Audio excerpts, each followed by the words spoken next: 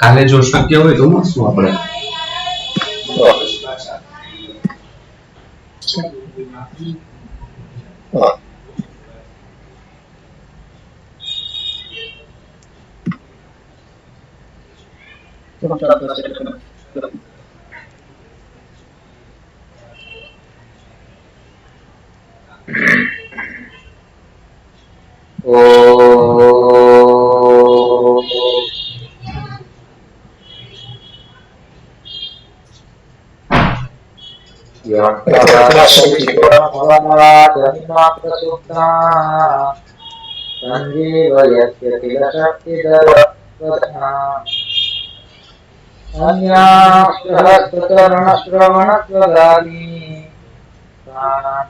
भगवते पुरुषाय तुभ्यं कृष्णाय वासुदेवाय हरये परमात्मक्लेशनाशाय गोविन्दाय नमः। गुरुर्ब्रह्मा गुरुर्विष्णु गुरुर्देवो महेश्वरः साक्षात् परब्रह्म तस्मै गुरवे नमः। ॐ शान्ति शान्ति।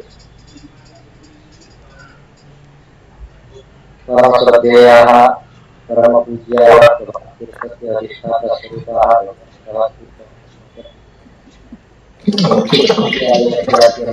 कुलपतयः महोदयाः सचिववर्याः आचार्याः अध्यक्षाः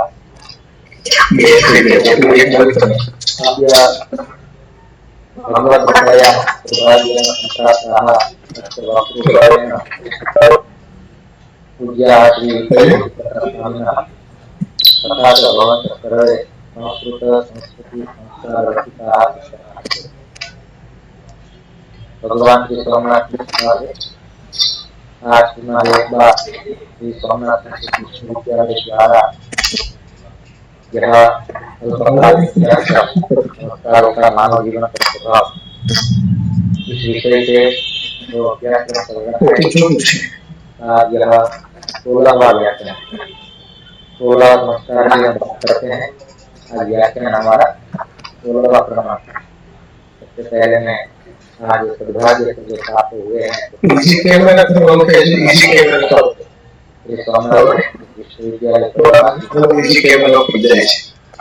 प्रणाम पूर्वक मैं आपका स्वागत करता हूँ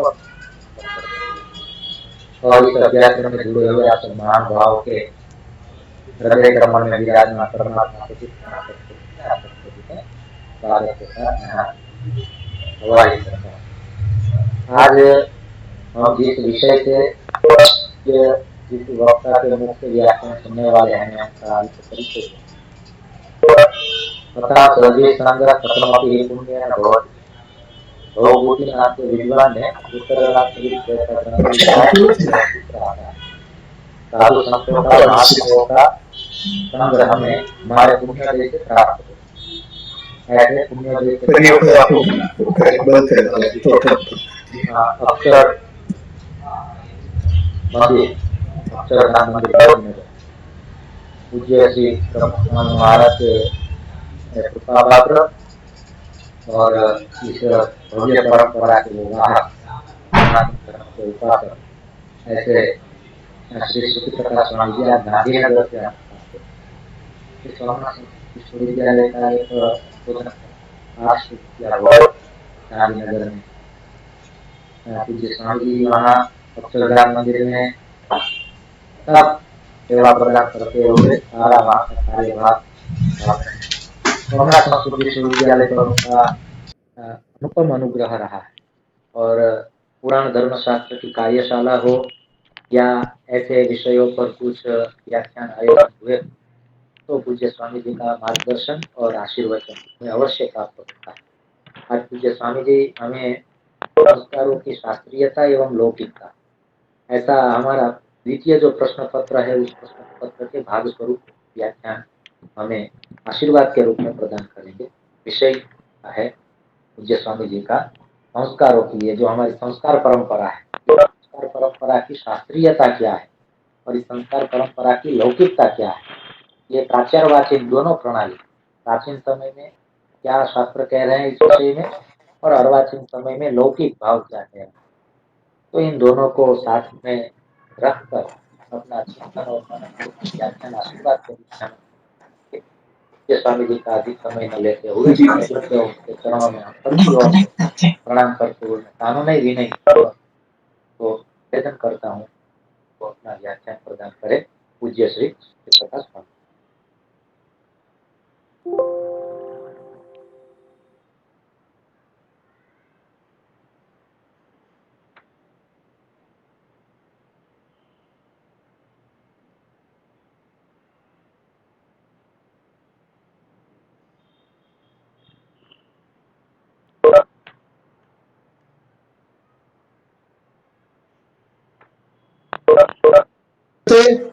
हेलो जी हेलो स्वामी। श्रूयते जी स्वामी। श्रूयते ओके श्रूयते। आम् जी स्वामी। अस्तु आपना तर्हि दर्शन થઈ શકે એવું હોય તો આપ વિડિયો કોલ બતાવો। दर्शन में ओपन कर दीधુं वीडियो चालू कर दीधो થયા થયા દર્શન થયા, પ્રણામ સ્વામી। હા તો હવે ચાલુ કરવાનું છે મારે જી સ્વામીજી, કાનું નહીં, હા પ્રણામ। હાજી स्वामिनारायणः साक्षात् अक्षर पुरुषोत्तमः सर्वेभ्यः परमां शान्तिम् आनन्दं सुखमर्पयेत् हरिः ओम। षोडश संस्कार के संदर्भ में यह जो प्रवचन माला चल रही है, इसमें आज उपस्थित सभी श्रोताओं, विद्वानों, प्राध्यापकों, सभी को मेरा प्रणाम। जय स्वामीनारायण। संस्कारों की शास्त्रीयता एवं लौकिकता, इस विषय पर हम थोड़ा विमर्श करेंगे। 16 संस्कार हैं, वो तो हम जानते हैं 16 संस्कार को, इसके बारे में मुझे डिटेल कहने की जरूरत नहीं, क्योंकि अन्य प्रवचन इस विषय पर हो गए हैं। मैं संस्कारों का महत्व की बात करके मेरे विषय पर ही मैं जाऊंगा। संस्कारों के अध्ययन से पता चलता है कि उनका संबंध संपूर्ण मानव जीवन से रहा है। मानव जीवन एक महान रहस्य है। संस्कार इसके उद्भव, विकास और ह्रास होने की समस्याओं का समाधान करते हैं। जीवन भी संसार की अन्य कलाओं के समान कला माना जाता है। इस कला की जानकारी तथा परिष्करण संस्कारों द्वारा होता है। संस्कार पशुता को भी मनुष्यता में परिणत कर देते हैं। जीवन एक चक्र माना गया है। यह वहीं आरंभ होता है जहां उसका अंत होता है। जन्म से मृत्यु पर्यंत जीवित रहने, विषय भोग तथा सुख प्राप्त करने, चिंतन करने तथा अंत में इस संसार से प्रस्थान करने की अनेक घटनाओं की श्रृंखला ही जीवन है। संस्कारों का संबंध की इन सभी घटनाओं से है। संस्कारों का महत्व हिंदू धर्म में इस कारण से है कि उनके द्वारा ऐसा वातावरण पैदा किया जाता है जिससे व्यक्ति के संपूर्ण व्यक्तित्व का विकास हो सके। हिंदुओं ने जीवन के 3 मार्गों को मान्यता प्रदान की: कर्म मार्ग, उपासना मार्ग एवं ज्ञान मार्ग। यद्यपि मूलतः संस्कार अपने क्षेत्र की दृष्टि से अत्यंत व्यापक थे, ये 3 मार्ग में संकुचित नहीं था, किंतु आगे चलकर उनका समावेश कर्म मार्ग में किया जाने लगा। यद्यपि वे एक प्रकार से उपासना मार्ग तथा ज्ञान मार्ग के लिए भी उपयुक्त साधन है। कुछ मनीषियों का कहना है कि संस्कारों का संबंध सांसारिक कार्यों से है। उनके अनुसार संस्कारों द्वारा इस संसार सागर को पार नहीं किया जा सकता, लेकिन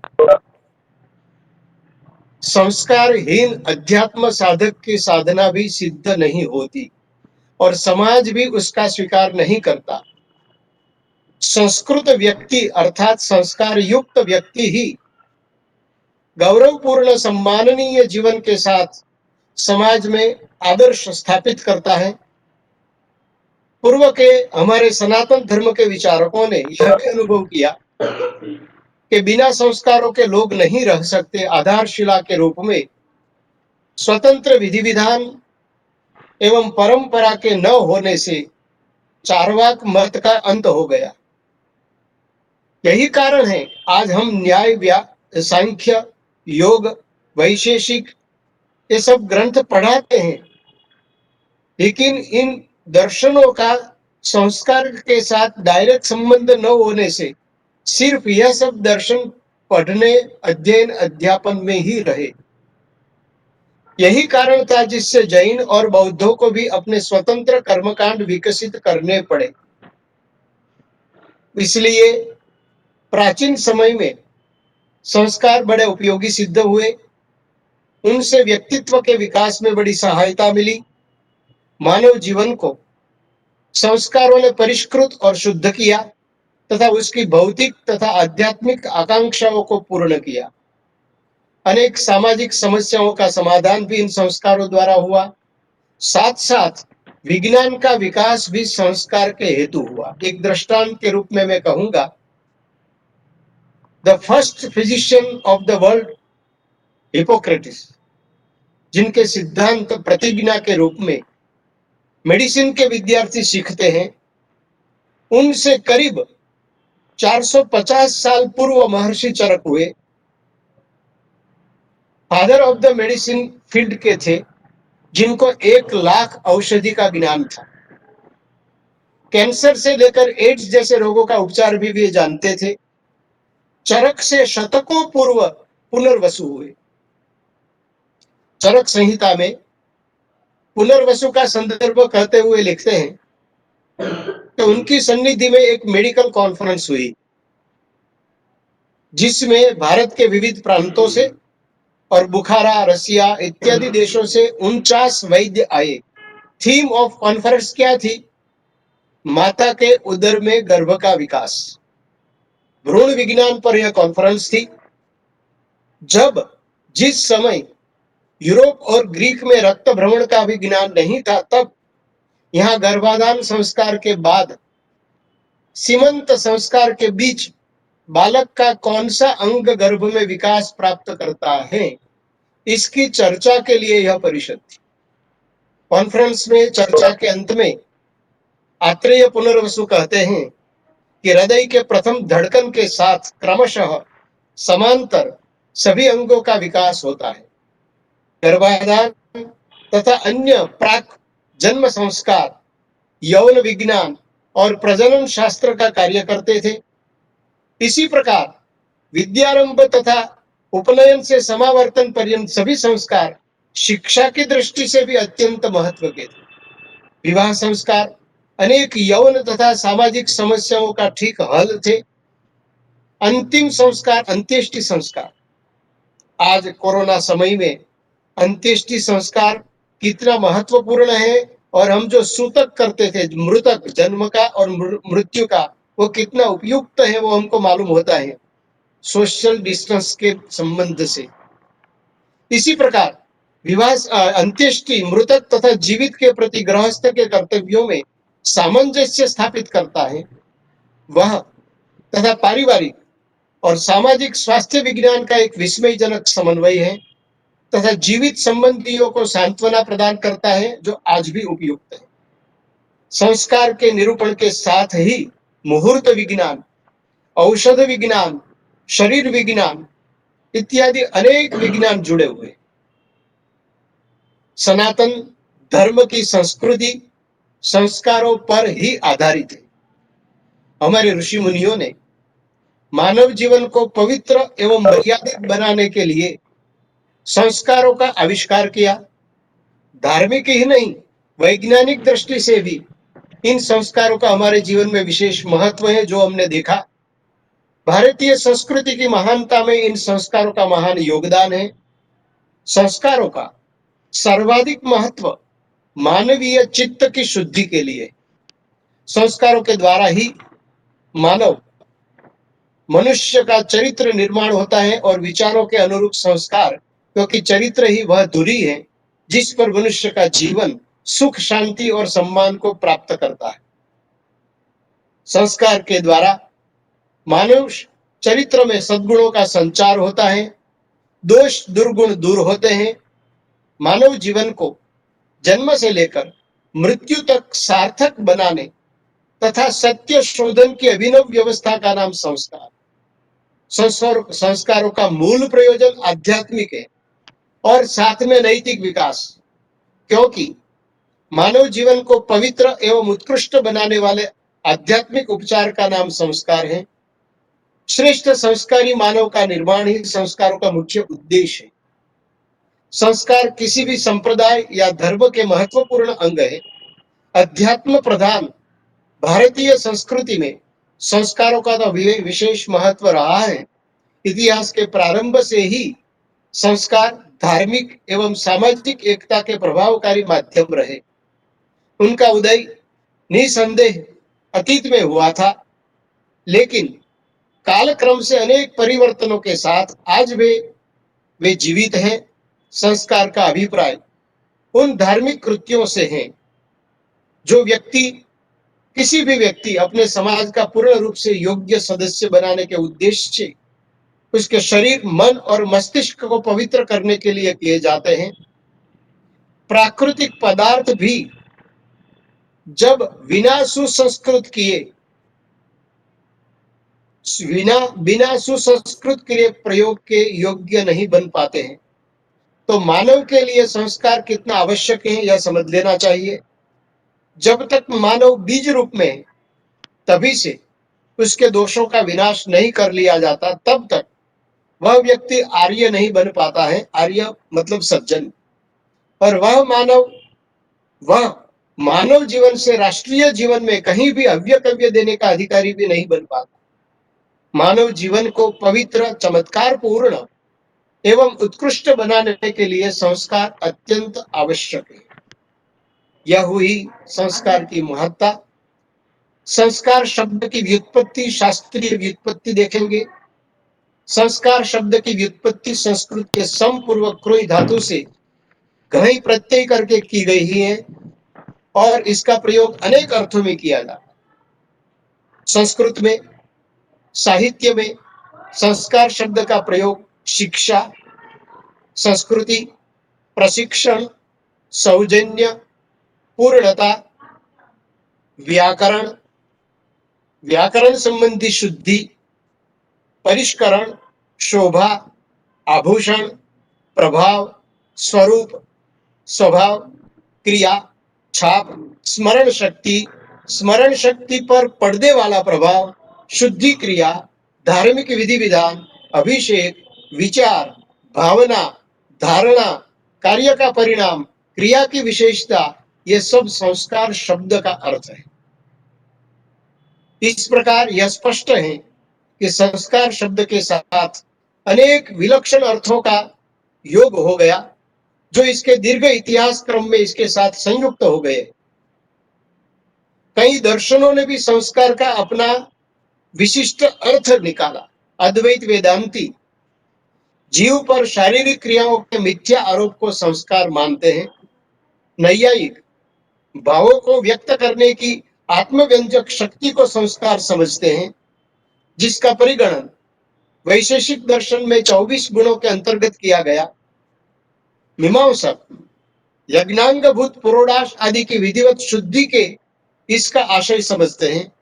मीमांसा दर्शन के सूत्र भाष्य में शबर स्वामी ने संस्कार शब्द का अर्थ इस प्रकार किया है: संस्कारो नाम स भवति यस्मिन् ज्ञाते पदार्थो भवति योग्यः कस्यचित् अर्थस्य यस्मिन् जाते पदार्थो भवति योग्यः कस्यचित् अर्थस्य।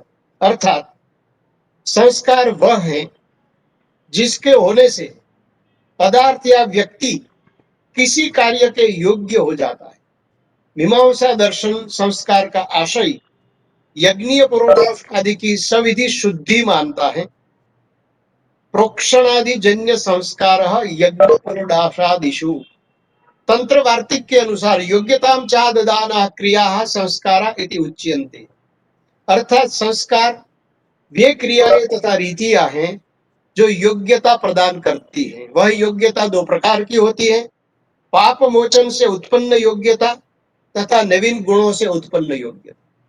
आयुर्वेद के जनक महर्षि आचार्य चरक कहते हैं, संस्कारो ही गुणांतराधानम उच्यते। दुर्गुणों एवं दोषों का परिहार तथा गुणों का परिवर्तन करके भिन्न एक नवीन गुणों का आधान करने का नाम संस्कार। निर्गुण को सगुण बनाना, विकारों एवं अशुद्धियों का निवारण करना तथा मूल्यवान गुणों को संप्रेषित अथवा संक्रमित करना संस्कारों का कार्य है। हम यहाँ अनेक अर्थ वाले संस्कार शब्द में से धार्मिक विधि विधान जो दैहिक, मानसिक और बौद्धिक परिष्कार के लिए किए जाने वाले अनुष्ठान हैं, उनको संस्कार शब्द से कहेंगे। अंगिरा ऋषि इस अर्थ को विशदतया निरूपण करते हुए कहते हैं, चित्र कर्म यथा नैकै रंगै सम्मिल्यते शनैः ब्राह्मण्यपि तद्वत् स्यात् संस्कारे विधि पूर्वकैः। अर्थात जिसके प्रकार किसी चित्र में विविध रंगों के योग से धीरे धीरे निखार लाया जाता है, उसी प्रकार विधि पूर्वक संस्कारों के संपादन से ब्राह्मणत्व प्राप्त होता है। स्कंद पुराण में कहा गया है कि जन्मना जायते शूद्रः संस्कारात् द्विज उच्यते। अर्थात संस्कारहीन व्यक्ति जन्म से ही, कोई ज्ञाति पाति मत देखो, लेकिन जन्म से ही दलित हैं, शूद्र हैं, संस्कारों से द्विज बनते। वीर मित्रोदय संस्कार प्रकाश के अनुसार संस्कार के परिभाषा है, आत्म शरीर अन्यतर निष्ठ विहित क्रियाजन्य अतिशय विशेष संस्कार। आत्मा और शरीर दोनों में से किसी पर जो कुछ विशिष्ट प्रक्रिया की जाए, इसको कहते हैं संस्कार। संस्कार का अर्थ हुआ परिशुद्धि या सफाई। मानव धर्म शास्त्र के प्रवर्तक महर्षि मुनि मनु लिखते हैं, निषेकादि श्मशानान्तो मंत्रो यस्योदितो विधिः तस्य शास्त्रेधिकारेस्मिन् ज्ञेयो नान्यस्य कस्यचित्। संस्कृत व्यक्ति को ही अधिकार है मनुष्यों के शरीर और आत्मा को उन्नत करने के लिए मंत्रोच्चारण पूर्वक यथाविधि निषेक से लेकर श्मशान अर्थात गर्भाधान से लेकर अंत्येष्टि पर्यंत जिसके संस्कार होते हैं, वही शास्त्र का अधिकारी है। इसी प्रकार याज्ञवल्क्य के अनुसार संस्कारों से द्विजों के गर्भ और बीज के दोषादि की शुद्धि होती है। कुमारिल भट्ट ने तंत्र वार्तिक ग्रंथ में इस कुछ भिन्न विचार प्रकट किए हैं, जो हमने आगे देखा। इसका सभी का संस्कार शब्द का अर्थ का अभिप्राय यह हुआ कि धार्मिक क्रियाओं तथा व्यक्ति के दैहिक, मानसिक, बौद्धिक परिष्कार जिससे हो, वह है संस्कार। हिंदू संस्कारों में अनेक आरंभिक विचार अनुष्ठान भी समाविष्ट हैं, जिसका उद्देश्य केवल औपचारिक दैहिक संस्कार न होकर संस्कारीय व्यक्ति के संपूर्ण व्यक्तित्व का परिष्कार, शुद्धि तथा पूर्णता भी है। साधारणतया यह समझा जाता है कि संविधि संस्कारों के अनुष्ठान से संस्कृत व्यक्ति में विलक्षण तथा अवर्णनीय गुणों का प्रादुर्भाव हो जाता। संस्कारों के द्वारा मानवीय मन को एक विशिष्ट वैज्ञानिक पद्धति के आधार पर निर्मल, संतुलित एवं सुसंस्कृत बनाया जाता है। डॉक्टर सत्यव्रत सिद्धांतालंकार संस्कारों की वैज्ञानिक विधि से व्याख्या करते हुए अपने ग्रंथ संस्कार चंद्रिका में कहते हैं, बालक के उत्पन्न होते ही उसे संस्कारों की भट्ठी में डालना ही संस्कार कहलाता है। धर्मशास्त्रों के संस्कारों का अर्थ, परिभाषा एवं स्वरूप का वर्णन किया गया है। प्रकृति से उत्पन्न होने वाली वस्तु प्राकृत कहलाती है। सर्वदोषमयम सर्वम सृष्टा सृजति कौतुकी। इसके अनुसार सर्वत्र गुण दोषों का सम्मिश्रण देखा जाता है। व्यक्ति के गुणों को बढ़ाया जाए और दोष को कम कर किया जाए तो परिष्कृत करने वाले, ये संस्कारित करने वाले पद्धति वही है संस्कार। प्रत्येक मनुष्य जन्म के साथ कुछ गुण और अवगुण लेकर पैदा होता है। उस पर पूर्व जन्मों के संस्कार भी पड़ते हैं, ऐसी हमारी सनातन धर्म की मान्यता है। अतः आयु वृद्धि के साथ उस पर नए संस्कार भी पड़ते रहते हैं। अतः पुराने संस्कारों को प्रभावित करके उनमें परिवर्धन कर अनुकूल संस्कारों का निर्माण करने की प्रक्रिया संस्कार कहलाती है। संस्कारों की शास्त्रीयता के बारे में देखेंगे। संस्कारों का उदय वैदिक काल से हो चुका था। यद्यपि हम तो वैदिक को काल शब्द वैदिक के साथ नहीं लगाते हैं, अपौरुषेया वेदाः, किंतु वेदों में संस्कारों का हमें वर्णन मिलता है। वेदों के विशेष कर्मकांडीय मंत्रों से विदित होता है। वैदिक साहित्य में यद्यपि संस्कार शब्द का प्रयोग नहीं प्राप्त होता या षोडश संस्कार संख्या भी नहीं प्राप्त होती, ब्राह्मण साहित्य में इसका उल्लेख नहीं है। यद्यपि इसके विशेष प्रकरणों में उपनयन, अंत्येष्टि आदि कुछ संस्कारों के अंगों का वर्णन किया गया। मानव जीवन को परिष्कृत करने के लिए हमारे ऋषियों ने अनेक प्रयत्न किए हैं। उन्होंने जन्म के पूर्व से लेकर मृत्यु पर्यंत समग्र जीवन को वैज्ञानिक प्रक्रिया के साथ अविच्छिन्न रूप से समन्वित किया। संस्कारों से परिपूर्ण मानव जीवन हमारी संस्कृति का मेरुदंड है। तो वेदों में कतिपय महनीय देवताओं की स्थिति में पुरोहितों द्वारा प्रयुक्त विचारों में हमें लोक धर्म की झलक मिल जाती। इसके अतिरिक्त धार्मिक विधि विधान और संबंध विशिष्ट सूक्त भी उपलब्ध हैं, जिसमें विवाह, अंत्येष्टि और गर्भाधान का वर्णन किया गया है। कर्मकांड की दृष्टि से यह वर्णन भले ही यथाविधि न हो, परंतु ऐतिहासिक दृष्टि से वे अवश्य ही जीवन के अत्यंत निकट हैं।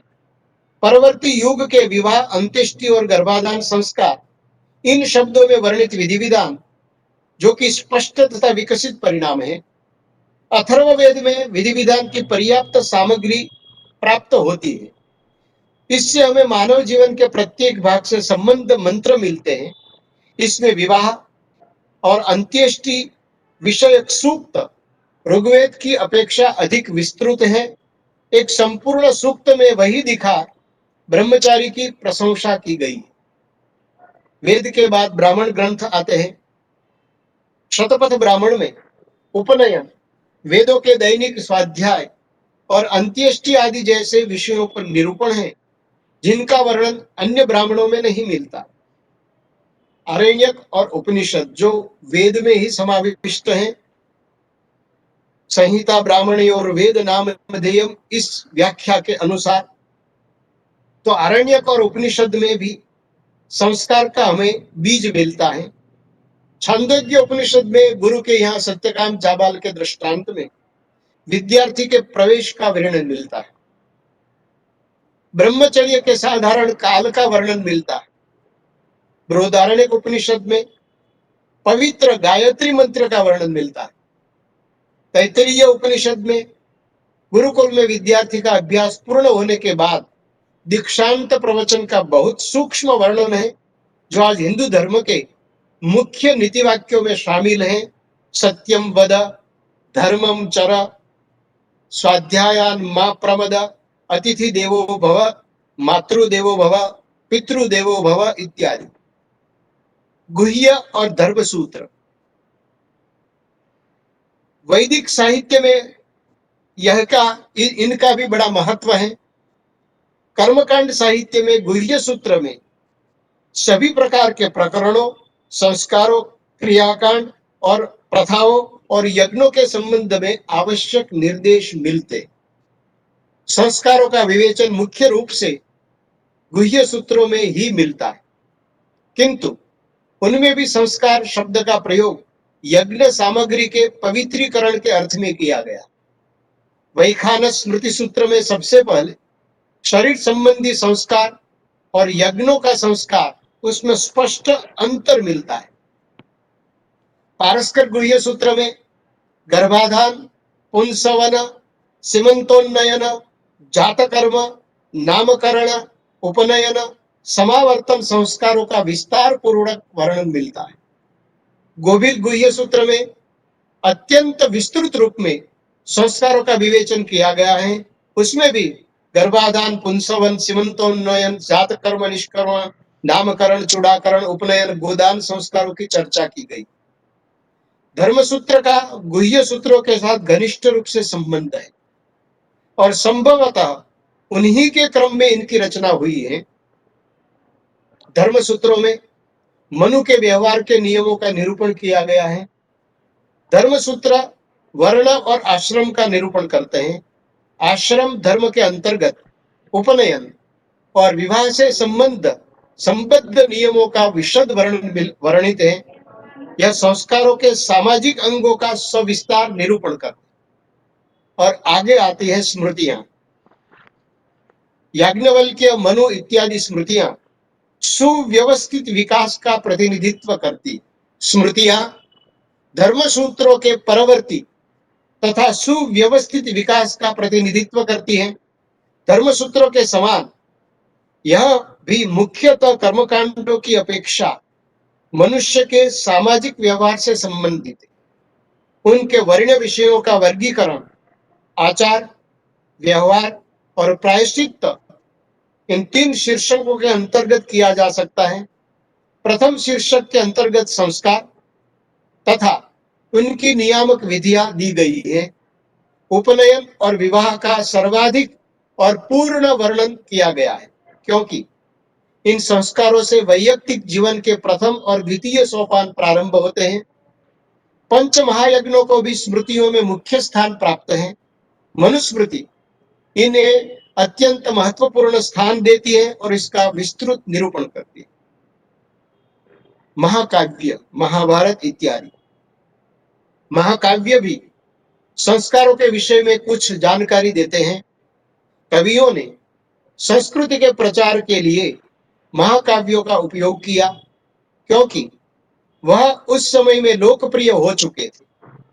परवर्ती संस्कार के ग्रंथों में महाभारत का विपुल उद्धरण उपलब्ध होता है। इति महाभारते, ऐसा कहकर बार बार उसका उल्लेख उस समय संस्कारों के संदर्भ में महाभारत की प्रामाणिकता देखने में आती है। रामायण तो आचार शास्त्र ही है। रघुवंश तथा कुमार संभव जैसे महाकाव्य और उत्तर रामचरित आदि नाटक ऐसे उदाहरण प्रस्तुत करते हैं जिनसे संस्कार से संबद्ध अनेक जटिल विषयों का स्पष्टीकरण हो जाता है। पुराणों संस्कारों के अध्ययन की दृष्टि से महाकाव्यों की अपेक्षा कम महत्वपूर्ण नहीं है। पुराणों में कई संपूर्ण स्मृतियां उपलब्ध हैं, जैसे कि मार्कंडेय पुराण और गौतम स्मृति, विष्णु धर्मोत्तर पुराण और विष्णु स्मृति, कूर्म पुराण और औशनस स्मृति। अर्थात अनेक पुराणों में 16 संस्कारों का निरूपण है। अभी आते हैं टीकाएं। गृह्य सूत्र, धर्मसूत्र और स्मृतियों की टीकाएं, वह भी संस्कारों के विषय में परवर्ती और नवीन जानकारी देती।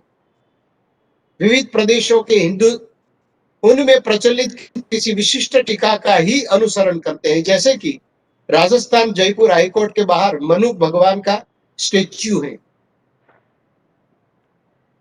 माने कि मनुस्मृति वहां मान्य है। बॉम्बे हाईकोर्ट में मनुस्मृति मान्य है। लखनऊ हाईकोर्ट में मिताक्षरा टीका के साथ याज्ञवल्क्य स्मृति मान्य है। तो आज की सर्वोच्च न्यायालय या तो सभी न्यायालय सनातन हिंदू धर्म के विधि विधान को, ये स्मृति ग्रंथों को मान्य करते हैं। आधुनिक पंडित उन प्राचीन प्रमाणों का भी अमान्य ठहरा देते हैं जो टीकाकारों द्वारा उद्धृत नहीं किए गए। कई प्राचीन स्मृतियों में लिखा हुआ हो लेकिन टिकाऊ में न हो तो आधुनिक पंडित उसको स्वीकार नहीं करते। संस्कारों में शास्त्रों के तरह प्रथाएं, लौकिक प्रथाएं भी इतनी ही उपयुक्त है। आरंभ से ही प्रथम हिंदू धर्म का, सनातन धर्म का एक प्रमुख आधार प्रथाएं मानी जाती। गौतम, बोधायन, आपस्तंभ तथा वशिष्ठ धर्मसूत्र और मनु तथा याज्ञवल्क्य स्मृतियां सभी प्रथाओं का प्रमाण सूची में परिवहन करती हैं। प्रथाओं को मुख्यतः 3 वर्गों में विभक्त किया जा सकता है। प्रथम वर्ग में देशाचार या विशेष देशों में प्रचलित प्रथाएं, जैसे कि दक्षिण भारत में कई प्रदेशों में मामा की लड़की से विवाह करना प्रचलित है, जो ब्राह्मण में भी है, जो अन्यत्र प्रतिसिद्ध है, जिनका उल्लेख कुमारिल भट्ट ने भी श्लोक वार्तिक, तंत्र वार्तिक इत्यादि में किया है। दूसरे वर्ग में कुलाचार या पारिवारिक प्रथाएं आती है। उदाहरणार्थ, शिखाओं की संख्या व स्थान का निश्चय आज यद्यपि वह नहीं रहा है, कई दक्षिण भारत में मिलता है। शिखाओं की संख्या व स्थान का निश्चय संस्कारीय व्यक्ति के प्रवर के आधार पर किया जाता है। हमने नाम सुना होगा पंचशिखा। वो 5 शिखाएं रखते थे क्योंकि उसका प्रवर का 5 शिखा की मान्यता थी। लौगाक्षी के अनुसार तमुजा वशिष्ठों को दाहिनी ओर शिखा रखते थे। अत्रि काश्यपों को दोनों ओर शिखा रखते थे, 2 शिखाएं। हमने पारसियों में देखा है ऐसी 2 शिखा के रूप से बाल। भृगुओं को मुंडित रहना चाहिए, शिखा नहीं रखना चाहिए। इस प्रकार शिखा का भी विधान प्रथा के अनुसार होता था। अंतिम वर्ग जाति आचार या जाति बिरादरी में प्रचलित प्रथाओं का है, जैसे कि राक्षस और गांधर्व विवाह अवांछनीय समझे जाते थे, तथापि क्षत्रियों के लिए वे मान्य थे। आज तो ऐसे विवाह के लिए नया कानून कई राज्यों में प्रारंभ हो गया है। संस्कारों का लौकिक प्रभाव हम देखेंगे। अभी हम संस्कारों का लौकिक प्रभाव देखेंगे। संस्कार 2 प्रकार से समाज को प्रभावित करता है, सिद्धांतीकरण एवं अभ्यास। पहले से धीरे धीरे विचारों तथा विश्वासों का स्वरूप स्थिर होता है। सभी नियामक विधियों से यह प्रभाव शक्तिमान होता है। औचित्य और कर्तव्य की धारणा मनुष्य को अपने पथ से विचलित नहीं होने देती। संस्कार इसकी चेतावनी जीवन के सभी मोड़ों पर देती है। यह प्रक्रिया शैशव अवस्था से आरंभ होती। प्राचीन काल में हमारा प्रत्येक कार्य संस्कार से आरंभ होता था। उस समय संस्कारों की संख्या भी लगभग 40 थी। जैसे जैसे समय बदलता गया, व्यस्तता बढ़ती गई, तो कुछ संस्कार स्वतः विलुप्त हो गए। इस प्रकार समयानुसार संशोधित होकर संस्कारों की संख्या निर्धारित होती गई। महर्षि अंगिरा ने, जो गौतम स्मृति में 40 संस्कार थे, महर्षि अंगिरा ने 25 संस्कार में वो 40 का अंतर्भाव कर दिया। व्यास स्मृति ने 16 संस्कार का वर्णन मिलता है।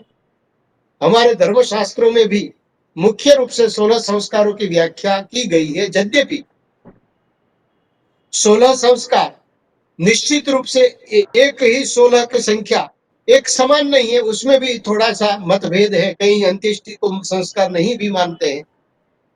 आजकल गुजरात जैसे व्यापार वृत्ति के प्रदेशों में यज्ञोपवीत, विवाह और अंत्येष्टि प्रधान रूप से विधि के साथ करते हैं।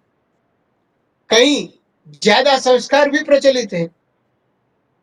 संस्कार सभी धर्मों की आत्मा मानी गई, जिसका संबंध इंसान के व्यक्तित्व के साथ जुड़ा हुआ है। इंसान के हर कार्य के पीछे उसके संस्कारों की दृढ़ता होती। माता पिता के संस्कार से लेकर पाठशाला, महाविद्यालय, विश्वविद्यालय आदि से जुड़े शिक्षक अपनी तरफ से लोगों को संस्कारित करने की कोशिश करते रहते हैं। लगातार दिए जाने वाले ये संस्कार लोगों के मन में घर कर जाते हैं और फिर इस जन्म में ही नहीं, अगले जन्म तक उसके व्यक्तित्व का विकास का संस्कार एक अंग बन जाता है। तो संस्कारों की ये परंपरा हजारों सालों से चली आ रही है। हमारे यहाँ नियम था कि शाम को घर लौटने के बाद हाथ पांव धोकर दिया लगाया जाता था और परिवार के सभी सदस्य एक साथ प्रार्थना करते थे। हमारे पड़ोसी भी इस प्रार्थना में शामिल हुआ करते थे। बुजुर्ग कहते थे कि जब आप ये प्रार्थना सुबह शाम करोगे तो परमेश्वर हमेशा आपके साथ रहेगा। यद्यपि ये 16 संस्कार में नहीं, ये नित्य संस्कार है। अहरह संध्याम उपासीत।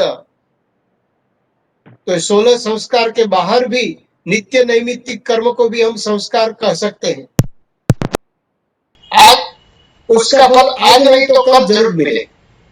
देव पूजा, उपासना, धार्मिक रीति रिवाज, परंपरा, सभी तरह की विधियां हमारे घर पर होती रहती थी। अत्यंत गरीब भी हो, लेकिन सारे रीति रिवाज, संस्कारों का पालन नियमित रूप से होता। हमने देखा है उत्तर भारत में कहीं भी किसी भी घर पर जाएंगे, आप जल मांगेंगे, आप जल पीने के लिए मांगेंगे तो सिर्फ जल नहीं देंगे, पहले कुछ गुड़ या शक्कर या चीनी कुछ देंगे, क्योंकि अकेला जल नहीं दिया जाता। एक परंपरा थी, एक प्रथा थी। संस्कृत व्यक्ति के घर, संस्कारी गृहस्थ का घर कैसा होना चाहिए, यह भी एक विशिष्ट महत्व का विचार है। कालांतर से इन संस्कारों की महिमा और गरिमा से पहचान होने पर पता चलता है कि गर्भ संस्कार से अंत्येष्टि तक ये संस्कार हजारों सालों से हमारा नित्य कर्म का एक महत्वपूर्ण अंग बन चुके हैं। इनमें जो घटक और वस्तुएं इस्तेमाल होती थी, इनका हमारे पूर्वजों ने पूरी शास्त्रीयता और सूक्ष्मता से विचार किया है। पूजा विधि, मंत्रोच्चार, झांझ की आवाज, शंख ध्वनि, नारियल चढ़ाना, इन विधियों के समय अग्नि को साक्षी रखना जैसी सारी चीजें शास्त्रीय विचारधारा के अंतर्गत हमें संस्कारित करती। गर्भाधान विधि और बच्चे के पहले अन्नप्राशन के बाद बच्चा सारे संस्कार अपने आकलन और ग्रहण क्षमता के अनुसार निजी जीवन में इस्तेमाल करते हैं। संस्कारों के ऐतिहासिक विकास को ठीक ठीक समझने के लिए हिंदू संस्कारों का अन्य धर्मों में प्रचलित संस्कारों का तथा विधि विधान के साथ तुलनात्मक अध्ययन भी आवश्यक है। मैं हमारे संस्कृत विश्वविद्यालय के प्राध्यापकों को यह भी विनती करता हूं कि इसके पर भी थोड़ा प्रकाश डालना आवश्यक है कि अन्य धर्मों में जो प्रचलित विचार है, जैसे कि पर्शियन पारसी धर्म में है, ख्रिस्ती धर्म में है, इस्लाम धर्म में है, वहां भी अपनी परंपरा के अनुसार, यद्यपि सनातन धर्म जैसे विशिष्ट संस्कृत संस्कार का शायद विचार न हो, फिर भी कितना है उसका साम्य वैषम्य भी अध्ययन करना आवश्यक है। आधुनिक उपयोगितावादी दृष्टि से देखने पर संस्कारों के कई अंग असंगत तथा उपहसनीय जान पड़े, किंतु ऐसा प्रतीत नहीं होगा। उसको आभास होगा कि मानव ज्ञान भंडार को समृद्ध बनाने हेतु उनका परिचय आवश्यक। संस्कार संबंधी विश्वास तथा प्रथाएं अंधविश्वास मूलक, जादू टोना तथा पौरोहित्य कला पर अवलंबित नहीं है। वे पर्याप्त मात्रा में परस्पर सुसंगत तथा युक्ति युक्त हैं। तथापि उनका उदय आज से भिन्न मनोवैज्ञानिक वातावरण में हुआ था, इसलिए कभी कभी संस्कारों हमको अंधश्रद्धा जैसा लगता है। जैसे कि यज्ञोपवीत संस्कार में 7 समुद्र को लांघ कर जाना, तो इसके लिए 3 लीटी करेंगे, सिर्फ रेखा करेंगे और ब्राह्मण बटु को उनके लांग कर जाने के कहेंगे, ये भले ही प्रतीक रहा, लेकिन पहले मनोवैज्ञानिक वातावरण में ये सब उपयुक्त था। लौकिक परिस्थिति क्या है? पौराणिक हिंदू धर्म के साथ वैदिक धर्म का ह्रास हुआ। इसके परिणाम स्वरूप जो संस्कार घर पर होते थे, घर पर पति पत्नी ही संस्कृत रहते थे और संस्कृत के भी विद्वान रहते थे, तो घर पर ही स्वयं ये संस्कार करते थे, वे अब मंदिर और तीर्थ स्थानों पर किए जाने लगे। इसलिए किसी किसी संस्कार पर तो संपूर्ण नामशेष ही संस्कार रह गए। यद्यपि दीर्घ तथा विस्तृत यज्ञ प्रचलित नहीं रहे, किंतु संस्कार जैसे यज्ञोपवीत, चूड़ाकरण कुछ परिवर्तन के साथ वर्तमान समय में भी जारी। आंतरिक दुर्बलताएं तथा बाह्य विषय की परिस्थितियां के कारण कालक्रम में संस्कारों का ह्रास हुआ। उनसे लचीलापन तथा परिस्थितियों के अनुसार परिवर्तन की क्षमता नहीं रही, उनमें स्थायित्व आ गया। नवीन सामाजिक व धार्मिक शक्तियां समाज से क्रियाशील थी। बौद्ध धर्म, जैन धर्म तथा अन्य जन साधारण का ध्यान कर्मकांड से हटाकर अपनी ओर आकर्षित करने लगे। भाषागत कठिनता भी संस्कारों के ह्रास के लिए उत्तरदायी थी, क्योंकि लोग संस्कृत नहीं समझते हैं, और जो विधि पुरोहित कराने वाले हैं उनको भी कितना ज्ञान है, यह भी एक प्रश्न रहता है। समाज की आदिम स्थिति से विकास और मानवीय क्रियाओं के विविध शाखाओं का विशेषीकरण भी संस्कारों के ह्रास का कारण सिद्ध हुआ। इस्लाम के उदय के पश्चात कई शतक तक हम परतंत्र रहे, तो उसके कारण संस्कारों की विभिन्न क्रियाओं को स्वतंत्रता पूर्वक करना संभव नहीं बना। पाश्चात्य शिक्षा पद्धति और भौतिक विचारधारा से भी उनको बड़ा धक्का लगा।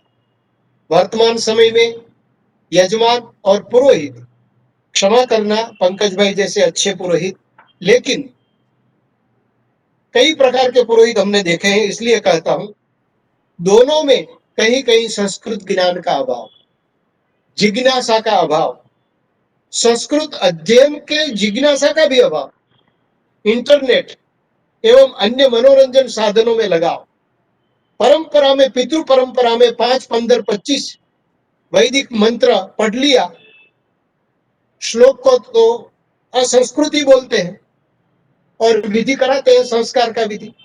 आधुनिक अध्ययन का मोह, पाश्चात्य विचारधारा का प्रभाव, पुरोहितों की लोभ वृत्ति, इन सभी कारणों से आज संस्कार सिर्फ यंत्रवत हो गया है। क्षमा करना, फिर से कहता हूं, किसी का मन में आहत लगे, लेकिन मैं जो 40 साल से ये देख रहा हूं परिस्थिति, इनका मैं थोड़ा वर्णन करता।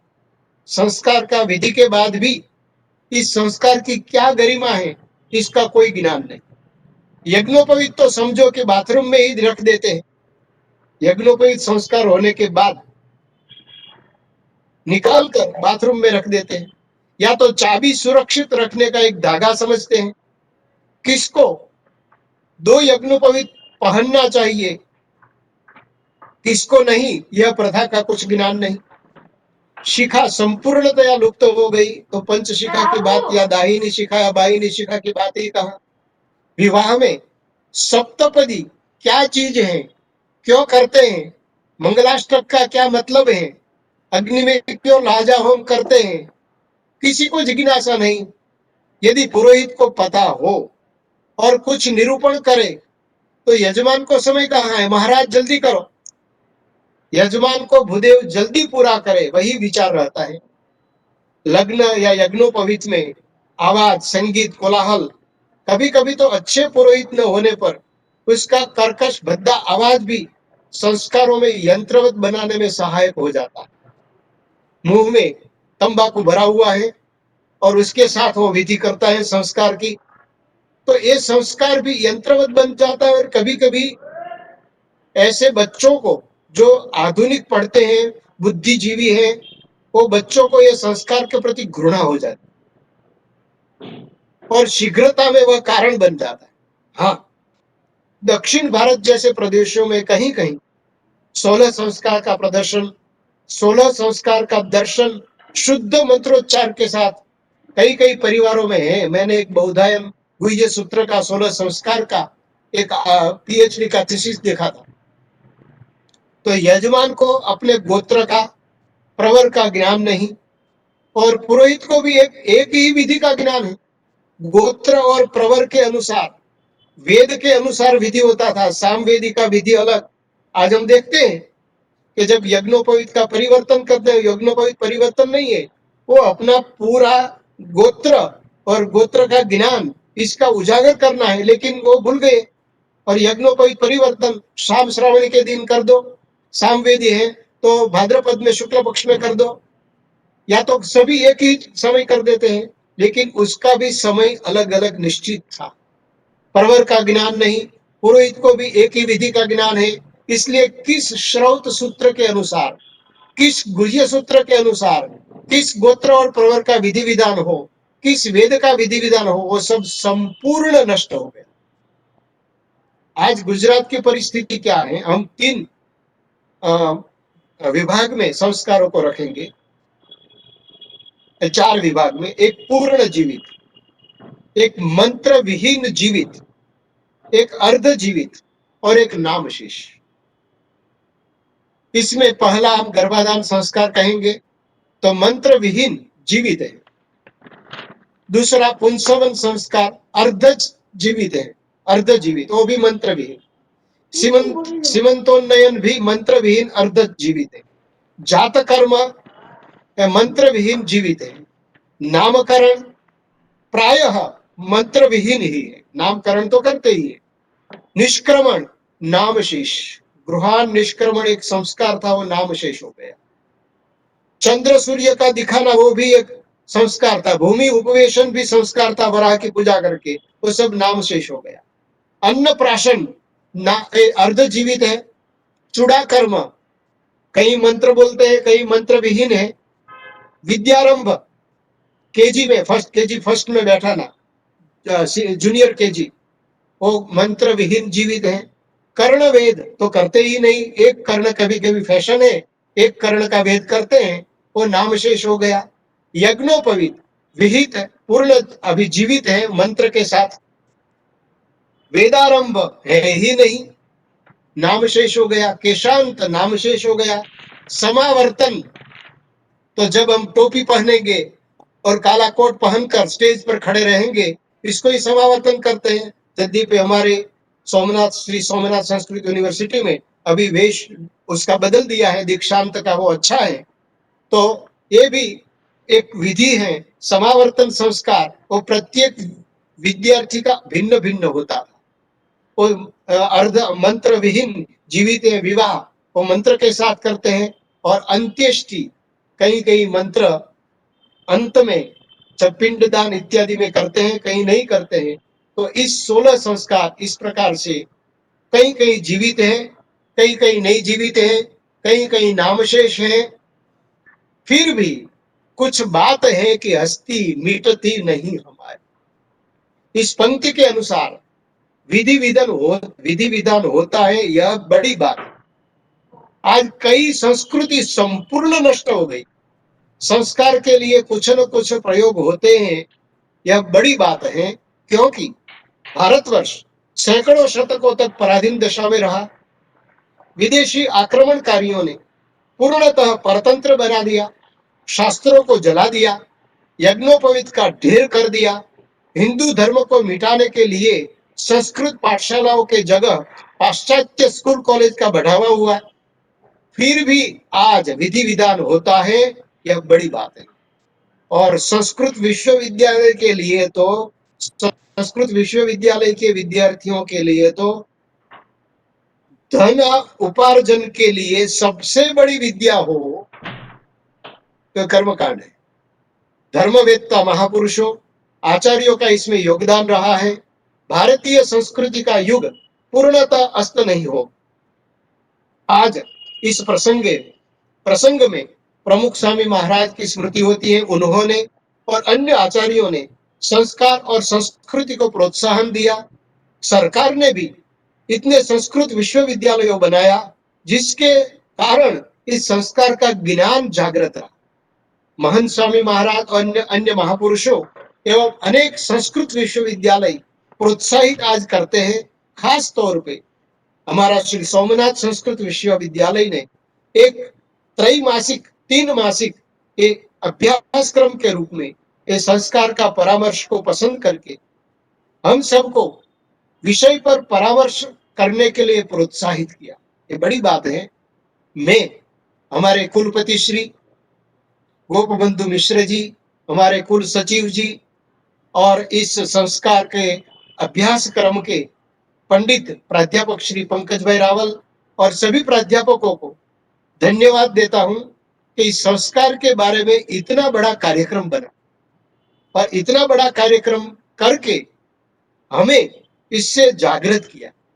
तो हमारा एक कर्तव्य बनता है कि जो विद्यार्थी हैं उनको कर्मकांड का अध्ययन अवश्य कराओ, अध्यापन कराओ, लेकिन उसके साथ साथ ये संस्कार करते समय कर्मकांड संस्कार का कर्मकांड करते समय थोड़ा बहुत संक्षेप से भी ये यजमान को इसके बारे में ज्ञात करो, क्योंकि यज्ञोपवीत संस्कार करते हैं तो यज्ञोपवीत तो हम 9 देवताओं को हमारे साथ जिंदगी भर मृत्यु तक साथ में रखते हैं। यज्ञोपवीत कोई चाबी रखने का धागा नहीं है। इसी प्रकार विवाह संस्कार, पति पत्नी दंपति नव दंपति, कोई ऐसा नहीं है कि बाकायदा उसको छुटा तुरंत ही कर दिया जाए। तो इस प्रकार के संस्कार नहीं है।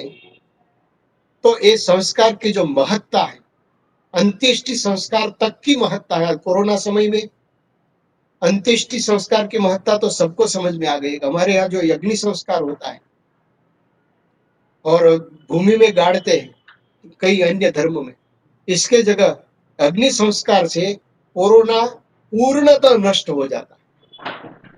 तो इस प्रकार संस्कार का बड़ा महत्व है और सनातन धर्म में संस्कार की महत्ता आज भी है। तो हम भगवान को, स्वामीनारायण भगवान, प्रमुख स्वामी महाराज, महंत स्वामी महाराज और सभी देवी देवताओं को प्रार्थना करते हैं कि हमारा सनातन धर्म, उसमें ये संस्कार जागृत रहे और सभी इसके भी बारे में विशेष में विशेष विज्ञात रहे। जय श्री स्वामीनारायण। ओम तत्सत।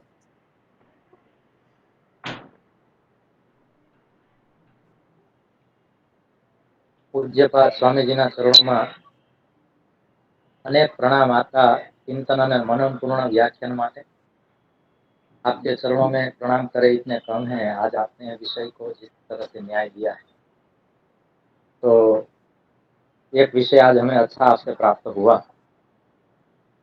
कि विश्व के अन्य प्रसिद्ध धर्मों में भी संस्कार के विषय में क्या सोचा जाता है, क्या किया जाता है, उस विषय में थोड़ा परामर्श, थोड़ा चिंतन और अधिक करना चाहिए। ये विषय मुझे बहुत अच्छा लगा आज के आपके व्याख्यान से। सब कुछ अच्छा था, लेकिन किसी पीएचडी छात्र को, किसी शोधार्थी को ऐसा कुछ विषय दिया जाए, ऐसे विषय पर अच्छा काम हो सकता है शास्त्रों के माध्यम से, अनेक धर्मों का अभ्यास करते हुए। तो विश्व के प्रसिद्ध धर्मों को ध्यान में रखकर सनातन धर्म में ये जो संस्कार परंपरा है, इस परंपरा का हम थोड़ा समीक्षात्मक अध्ययन कर सकते हैं। ऐसा आज आपने महत्वपूर्ण प्रदान किया है। सदस्य भी हम प्रणाम करते हैं। श्रोताजनों में से किसी को आज की व्याख्यान के संदर्भ में कुछ जिज्ञासा हो तो हम अवश्य स्वामी जी से अनुज्ञा लेके, अनुमति प्राप्त करके हमारे प्रश्न का समाधान कर सकते हैं और बाद में स्वामी जी की अनुमति से आगे करें। જય સ્વામિનારાયણ સ્વામી, લલિત કાછડિયા સુરતથી। हाँ बोलो। जय स्वामी।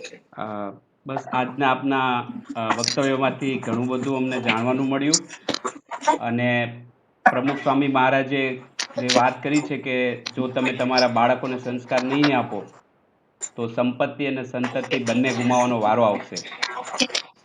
અને स्वामी जी, हम इसलिए कोर्स में जुड़े हैं कि जो आपने जो बताया, तो हम भी समाज में देखते हैं जब किसी के मैरिज शादी में जाते हैं तो जिस तरीके से मंत्रोच्चार से वो विधि में ध्यान देना चाहिए, उसमें ध्यान नहीं दिया जाता है और मैरिज ऐसे ही पूरा हो जाता है। तो हम सब छात्र ये कोर्स पूर्ण करके समाज में इसकी जागृति लाए और सोमनाथ यूनिवर्सिटी, आप सभी संत, उनके आशीर्वाद से हम ऐसा कुछ कार्य करें अप्लाइड समाज में कि जो ये सार्थक हो, ये कोर्स का जो हेतु है वो सार्थक हो, ऐसा हमें आशीर्वाद दें। अच्छी बात है। धन्यवाद લલિતભાઈ, સ્વામીજીના આશીર્વાદ આપણને મળે। ધન્યવાદ। नमस्कार गुरुजी। नमस्कार। प्रश्न था मेरा, जैसे आपने ये प्रवचन में बताया कि नित्य नैमित्य संस्कार और रीति रिवाज भी कुछ थे। आवाज कम आ रही है क्या सर मेरी? तो कहिए जी, कहिए। हाँ, ये जो आपने बताया नित्य नैमित्य संस्कार का आपने जिक्र किया कि वो भी कहीं कहीं है, तो उसको उसके बारे में भी कुछ जानना हो, जो भी थे कि नित्य नैमित्य संस्कार क्या क्या थे, तो उसके बारे में कहीं से कुछ पढ़ने को मिल सकता है, ऐसा कुछ है? कुछ जैसे आपको अवश्य, और शास्त्रों में, पूर्व मीमांसा में सब जगह इसके बारे में लिखा हुआ है। વાક્યા ચાલે।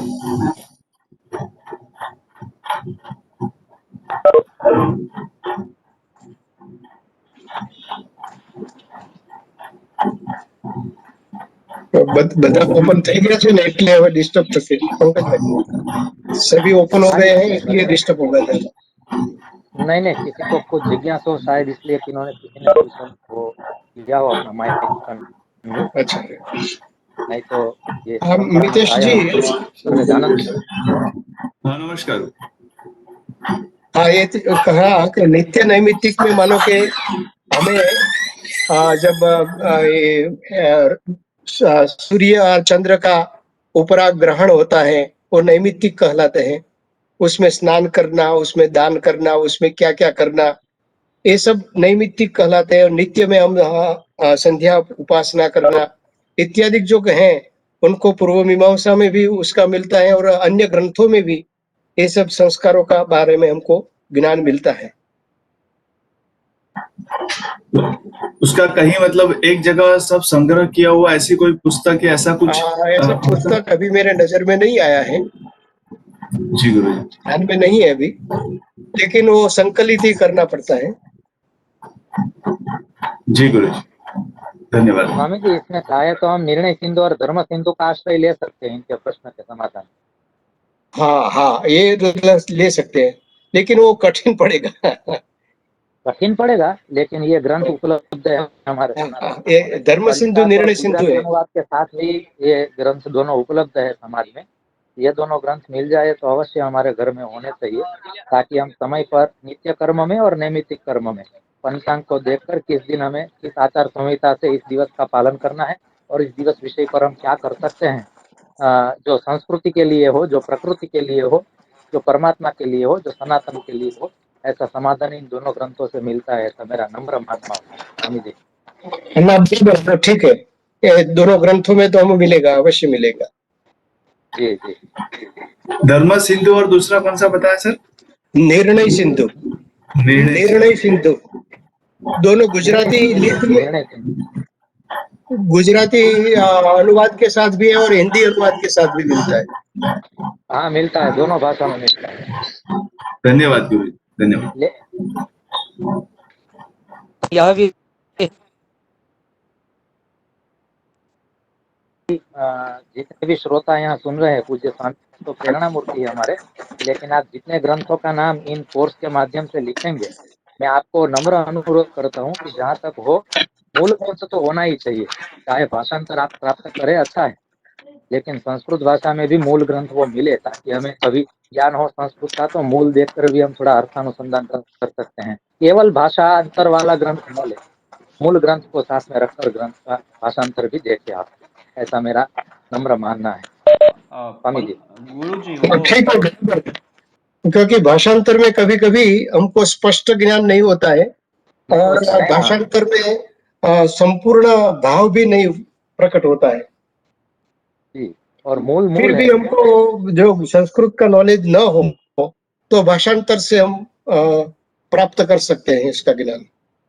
जी, आप जितने भी ग्रंथ अपने ग्रंथालय में लाते हैं, मूल ग्रंथ के साथ मूल जिस भाषा में हो उस भाषा में ही पहले रखना आग्रह रखे, इतना सूचन है। अ, अब प- किसी को कुछ जिज्ञासा हो तो, अ, नहीं तो स्वामी जी पंक की प- अनुमति लेते हैं। पंकज गुरु जी, जी हम ये जी, बुक के जो प्रकाशक कोई होगा जो ऑथोराइज बुक हम बाय कर सके, वो भी आप ग्रुप में बताना। अवश्य बताएंगे, अवश्य। धर्म हमारे सिंधु पास है, और वो निर्णय फोटो सिंधु रख तो, देंगे। धर्म सिंधु और निर्णय सिंधु आपको ऑनलाइन भी पीडीएफ मिल जाएगा। जी, ओके। और हम समुदाय में यहाँ ग्रुप में रख देंगे, उसका फोटो भी रख देंगे प्रकाशन के साथ, भाषांतर वाला एक मुख पृष्ठ रखेंगे। जी, स्वामी जी अनुमति हो तो हम पूर्ण करें। हाँ, पूर्ण करें आप। जी जी, हाँ, हम सब प्रतिभागियों की ओर से और श्री सोमनाथ संस्कृत यूनिवर्सिटी की ओर से स्वामी जी आपको साधुवाद और धन्यवाद विज्ञापित करते हैं, प्रणाम करते हैं। पूर्णता मंत्र से हम पूर्ण करेंगे। हाँ। ओम पूर्णमद पूर्णमिदं पूर्णात् पूर्णमुदच्यते पूर्णस्य पूर्णमादाय पूर्णमेवावशिष्यते। ओम शांति शांति शांति। जयतु संस्कृतम, जयतु भारतम, जयतु सोमनाथ। परमात्मा सबका मंगल करे। अग्रिम गुरुवार को हम मिलेंगे, तब तक परमात्मा सबकी रक्षा करे, यही मंगल कामना करते हुए सबकी ओर से पूज्य स्वामी जी को पुनः एक बार प्रणाम। नमो नमः। नमो नमः।